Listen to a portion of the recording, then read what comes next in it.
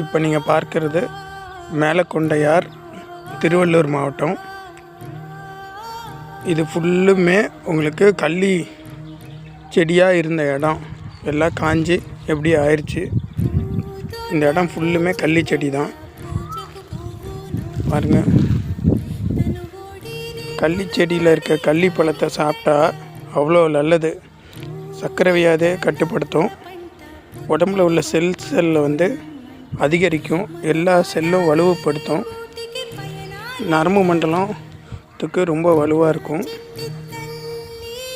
இப்போ நாங்கள் ஒரு கள்ளி செடியில் இருக்க பழத்தை பறிக்க போகிறோம். இது பாருங்கள், ஃபஸ்ட்டு பூ வைக்கும். இந்த மாதிரி பூ வரும். இந்த பூவில் அதுக்கப்புறம் அப்படியே காயாக மாறும்.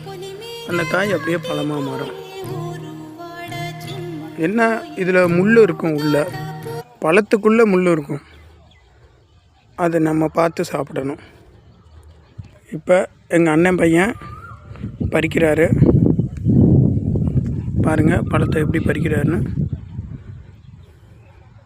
செக்கச்சவேன்னு இருக்கும். அவ்வளோ தித்திப்பாக இருக்கும். லிஃப்டிக்கே தேவையில்லை, உதட்டுக்கு இதை தேய்ச்சிக்கினா போதும். கல்யாணத்துக்கு, வளைகாப்புக்கு, எதுக்கு வேணால் போயிட்டு வந்துடலாம்.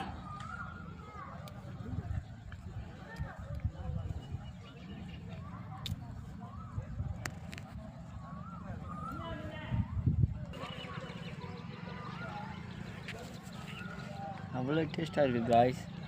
பாருங்கள், சாப்பிட்டிங்கன்னா அவ்வளோ ஹெல்தி.